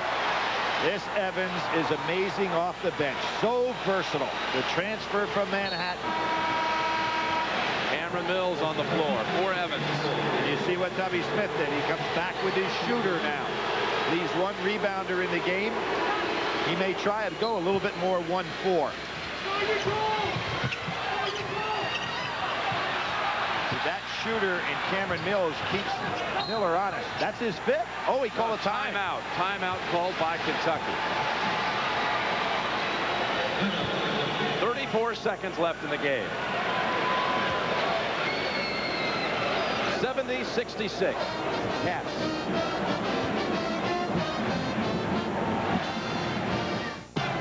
Jim Nance and Billy Packer, what did you think of that timeout call by Kentucky, Billy? I was kind of surprised. As a matter of fact, of course, there's no way that Tubby Smith could have realized this, but I think that Miller would have had his 5th foul there because he was really grabbing around Cameron Mills. Now, what you have to think about if you're over in that Utah huddle right now is who are we going to foul? The clock is a major opponent here. Now, if you look down on the stats, anytime that ball's in the hands of Turner, who is on that floor, you've got to think about going after it. You don't want to foul Cameron Mills, who's only missed 1 all year long, and Padgett's an excellent free throw shooter. A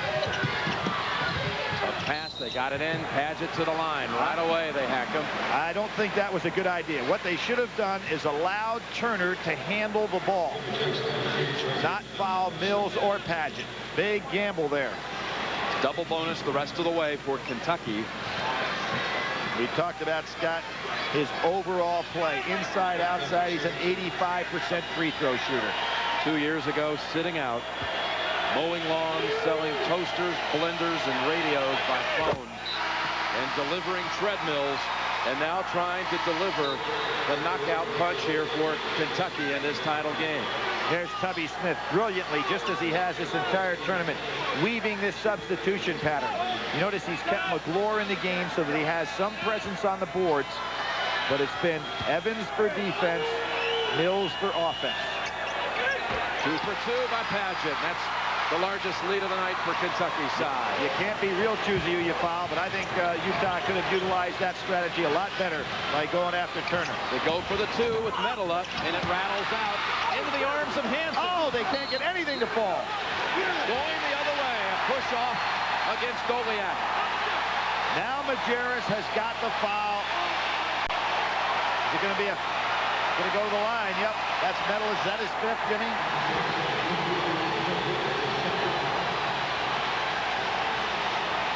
That was called on Doliak. Oh, okay.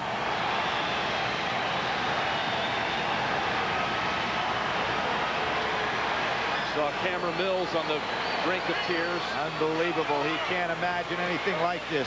His last game ever to play for Kentucky as a walk-on in the program. As you mentioned earlier, his dad played for the legendary Adolph Rupp. Can you imagine growing up in Kentucky and playing your last game for the national championship? Kentucky born and bred. A Wildcat all the way through, and he said that no matter the outcome, it would end up in tears for him when the final gun sounded, knowing he would never don that uniform again. The same uniform number once worn by his father. Hashimu Evans' mother relieved at the first free throw. His mom is Eleanor. She drives from the Bronx to Kentucky to watch him play. Final 20 seconds. Miller, long on the three. Shepard the rebound. Turner ahead, and forget about it. Kentucky's on the way to the title. 48, 58, 78, and 98. Three-pointer by Jensen. Utah wanted the timeout, and they hacked Shepard. What happened in 68? A guy by the name of Wooden. That's right. And he's here tonight. The Wizard is always a welcome sight. Well, there is Coach Wooden. 10 national championships. Jeff Shepard, we talk about players in their uniform for the last time, and this is it for Shepard. What a career he had. And Jim, you remember the team that played against Coach Wooden in the very last game he coached, the Kentucky Wildcats. Biggest comeback from a halftime deficit, pulled off by Kentucky tonight, breaking the Loyola record. They were down 10 at halftime. That's the all-time mark. The comeback Cats cannot be denied. Kentucky wins the championship.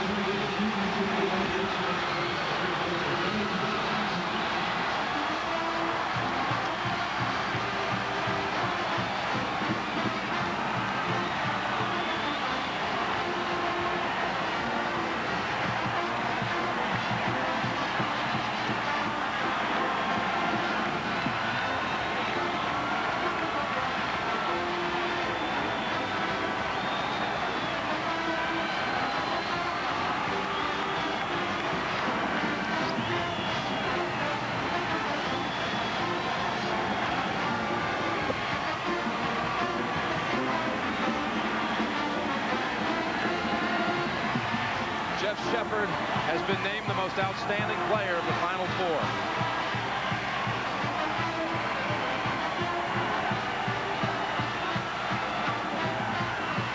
A great journey for Utah, but Kentucky showed second-half heroics against Duke, back from 17 down against the Devils, exercising that haunting loss of 92, back from 10 down in the second half to Stanford. They were down 12 tonight in the second half against Utah. Kentucky has won its 7th national championship, and CBS Sports coverage will continue after this message and a word from your local station. Welcome back to San Antonio, where we have had a marvelous finale to a marvelous tournament. Kentucky, a 78-69 winner over Utah, and the winners are with Jim Nance and Billy Packer. Jim. Second half comeback again, a 47-28 difference in the second half. What adjustments did you make at halftime, Tubby? Well, we need to rebound the ball better, and defensively, obviously, we need to get some better stops. I thought we did a better job. We started to double down on Mike Doliak because he was doing an excellent job inside and got our big guys in foul trouble. But we got some great play, great individual play, and great team effort all the way around, all year long. At the Alamodome, they said, "I'll never surrender, I'll never retreat." Did you give them that kind of halftime? Viva la Alamo! That's what, hey, that's exactly what we did. We knew we were coming back.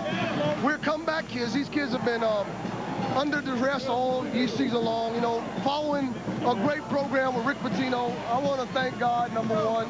I want to thank my parents for bringing me in this world. So I want to thank my lovely wife, Donna, who stuck by me.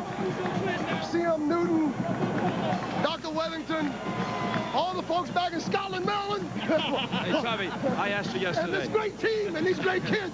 I asked you yesterday, what would your thoughts be if you won the championship? Who would you be thinking of?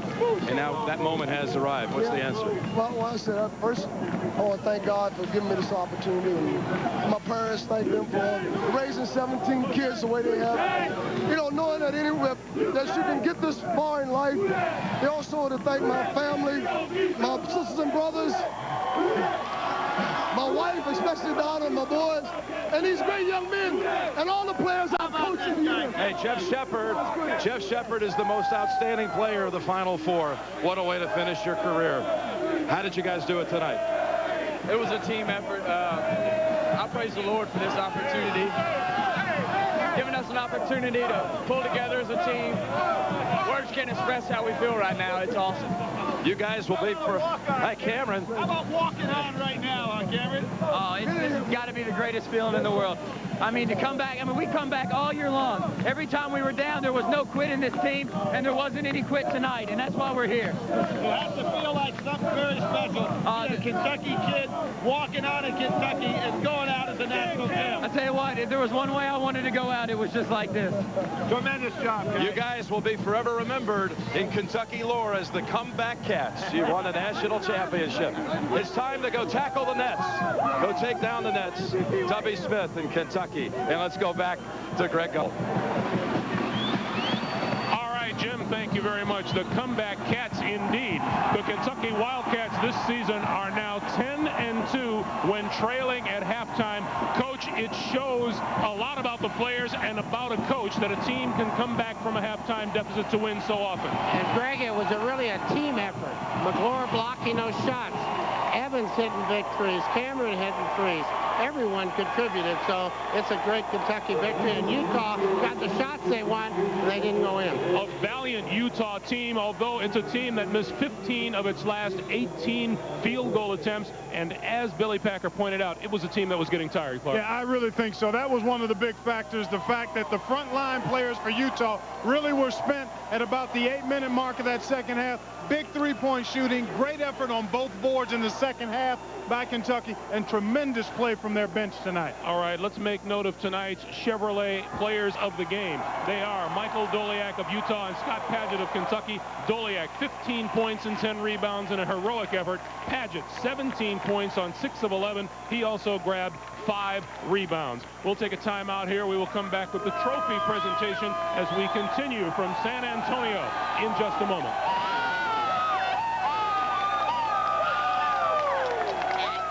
Kentucky and its fans celebrating the 7th national championship in that school's history in college basketball, 78-69, and another marvelous view of the Alamodome provided by Goodyear. This reminder for you, coming up next here on CBS, for many of you, your late local news, followed by The Late Show with David Letterman, Dave's guests, heavyweight champion Evander Holyfield, and filmmaker Michael Moore. Now it's time for the trophy presentation to the 1998 college basketball national champions. Let's go to public address announcer Frank Fallon. Your attention, please. To present the championship awards tonight, here is the chairman of the NCAA Division I Men's Basketball Committee, Mr. C.M. Newton. On behalf of the Division I Men's Basketball Committee, I want to first congratulate both of these tremendous basketball teams for not only a great game tonight, but an outstanding tournament. And now it is a tremendous pleasure and with great personal pride that I present this championship trophy to the University of Kentucky Wildcats, Coach Tubby Smith.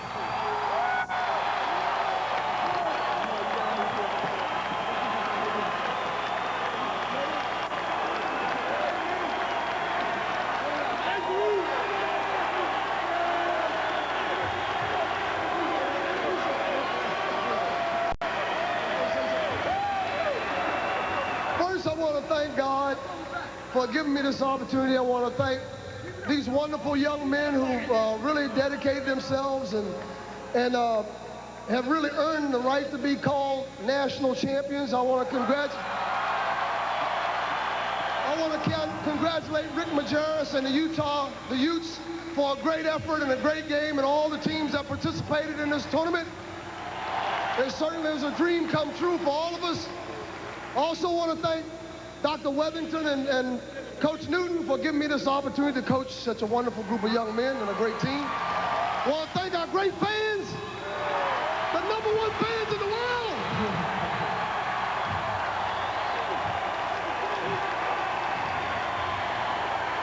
Thank you. Good night.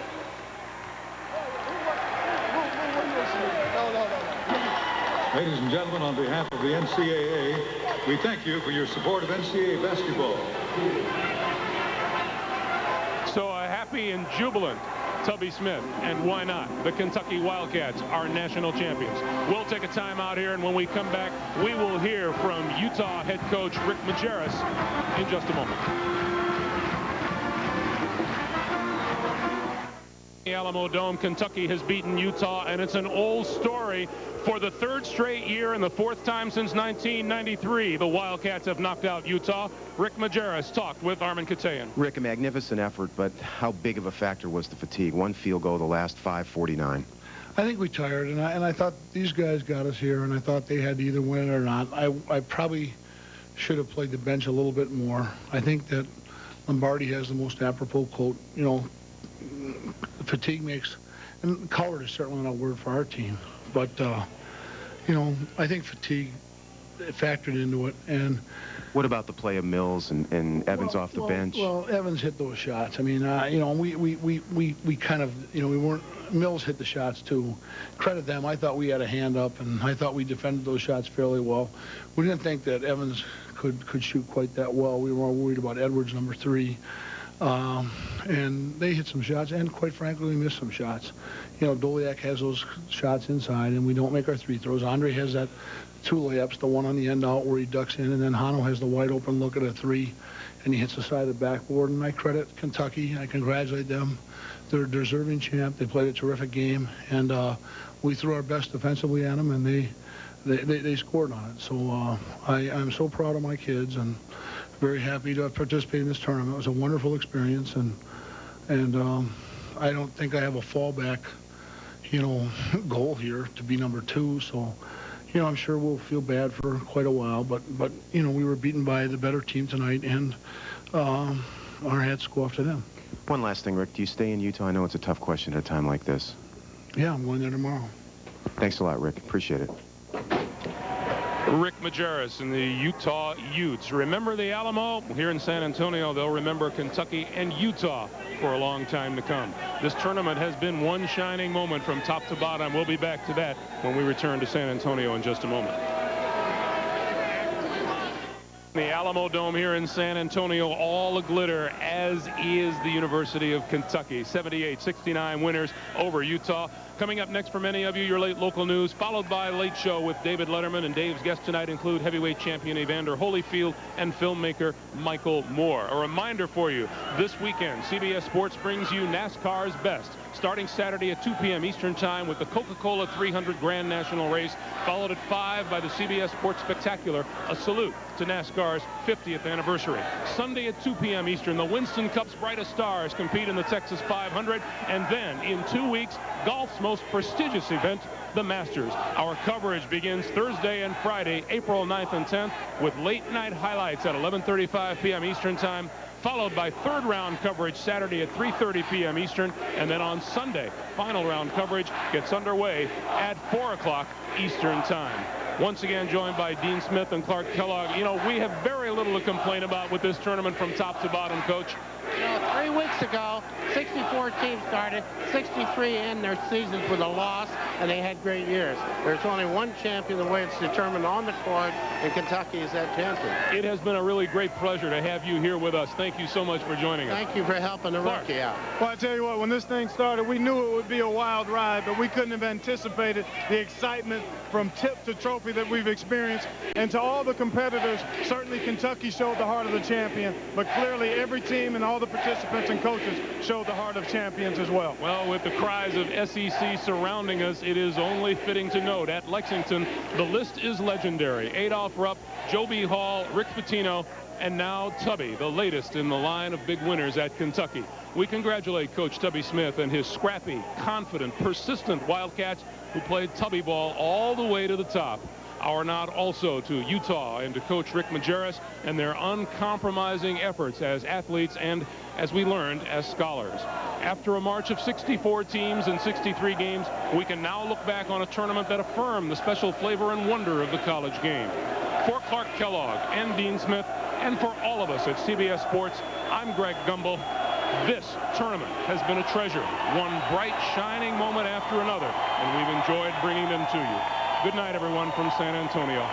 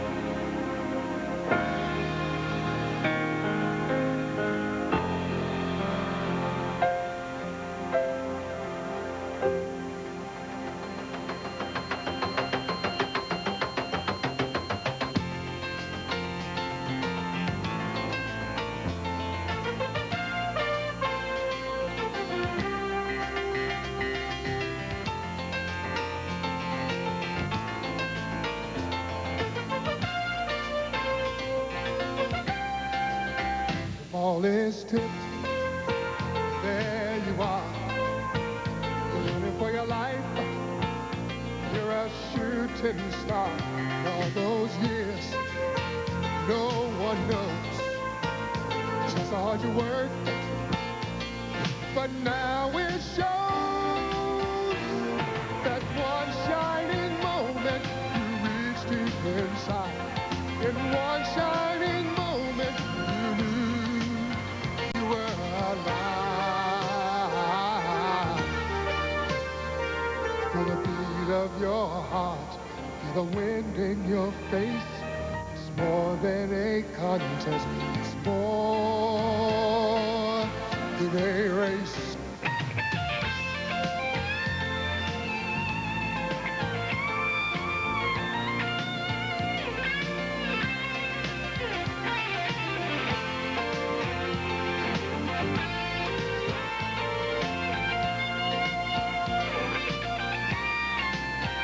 When it's done, win or lose, you always did your best, 'cause inside you knew that one shining moment you reached for the sky.